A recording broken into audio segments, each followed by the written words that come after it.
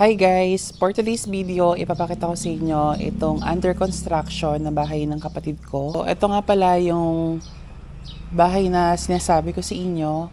Actually, matagal itong natenga, matagal itong napabayaan. Siguro mga 5 years bago siya naipagpatuloy gawin. So ngayon, kahit papano, makikita nyo na medyo may pagkaitsurang bahay na siya. Kung makikita nyo lang yung dating itsura niya, malulungkot ka kasi nga napabayaan siya. Parang nawala na yung interest na ipagawa to. But fortunately, biglang naisipan ng nanay ko na ituloy para dun naman sa panganay kong kapatid. Actually, ito dapat sa pangatlo namin magkapatid, sa sinundan ko. Parang ayaw niya pa tong bahay na to. So, hanggang sa parang nag-decide yung nanay ko na ibigay na lang sa panganay namin. So, siya yung nag-finance or siya yung gumastos para ayusin tong bahay na to at ipagawa ulit. So, dito, ipakita ko sa inyo. Ayan, ito yung pinaka-itsura ng bahay sa ground floor or dito sa pinaka-baba.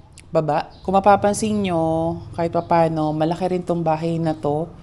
At dito sa part na to, for sure or probably, yung kanilang sala or living area.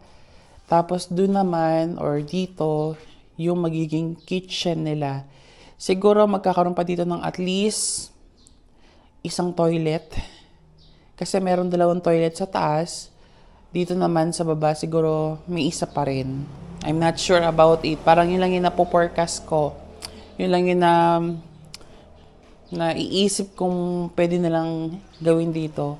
But then, dito sa labas na to, kung napapansin nyo, eto, provision area to, na kung saan pwede nilang gawing laundry area, extension ng dirty kitchen, ng kahit anong gawin nila dito. Basta ito, sakop pa to nung bahay na to.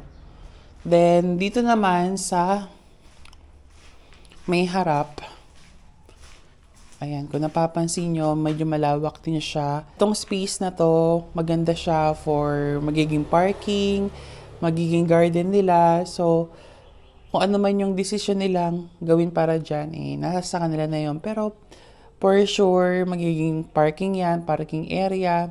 So, next naman natin ay dito sa second floor. So, ayan, nagawa na rin tong hagdanan. So, gawa sa bato, may buhos. So, dito tayo sa second floor. Okay.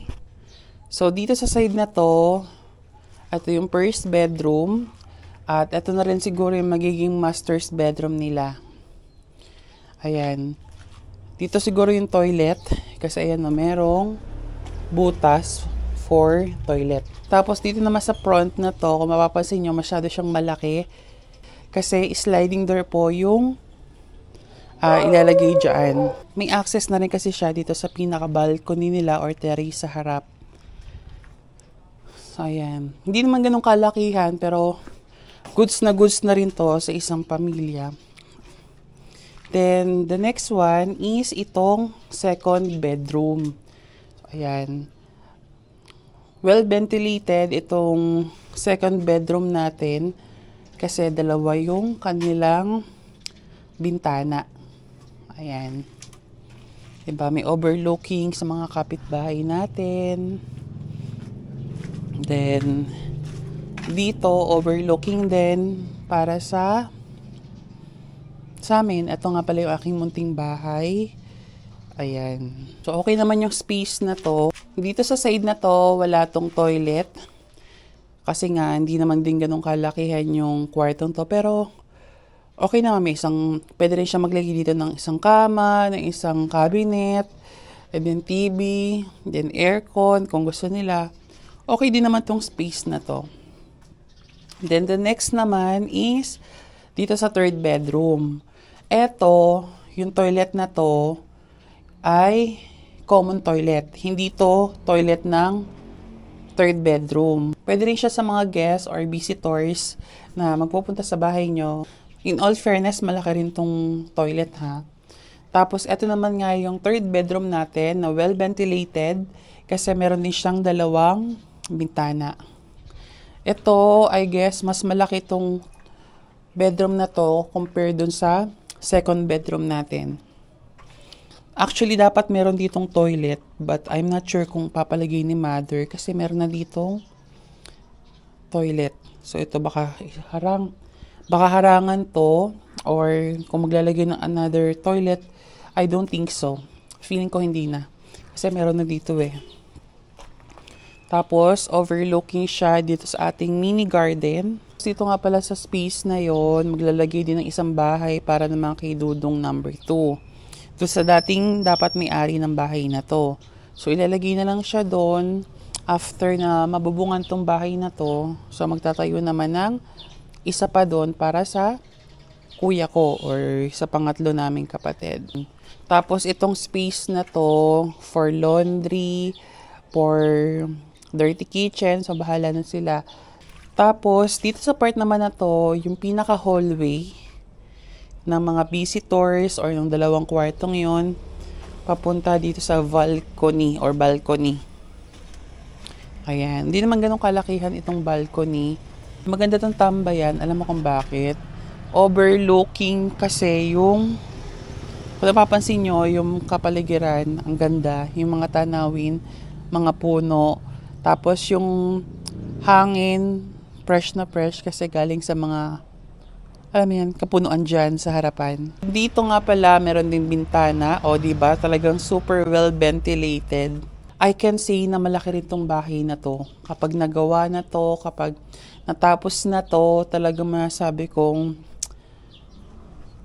little mansion, ganon. Ayan. Tapos, ito yung bahay ng ate ko. Nakita nyo, halos magkadikit na lang din sila ng ng pader. Halos pader to pader na rin.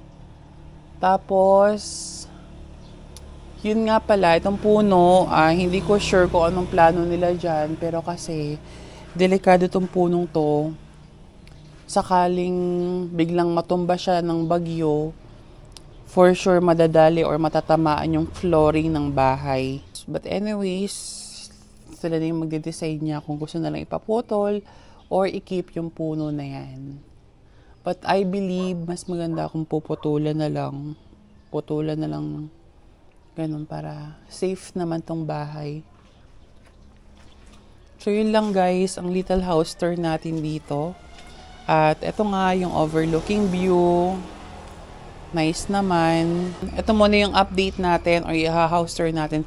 Nga pala guys, kung napapansin nyo, ang dami niyang mga kabilya, ang dami niyang mga beam or biga. Kasi ito, pwede siyang lagyan ng third floor kung gugustuhin lang nung kuya ko. Ayan, kasi super tibay niya. Tapos ang dami rin mga poste. Ayan, total of 6 or 7 na poste. Mula baba hanggang taas. Diba? Sosyal. 7 poste. Kaya pwede siya palagyan ng third floor kung gugustuhin ng kuya ko. Ito lang naman ang ating house tour for today. Tapos dito nga pala sa baba, well ventilated din siya kasi mayroong bintana dito, bintana dito, bintana doon. Well ventilated din talaga.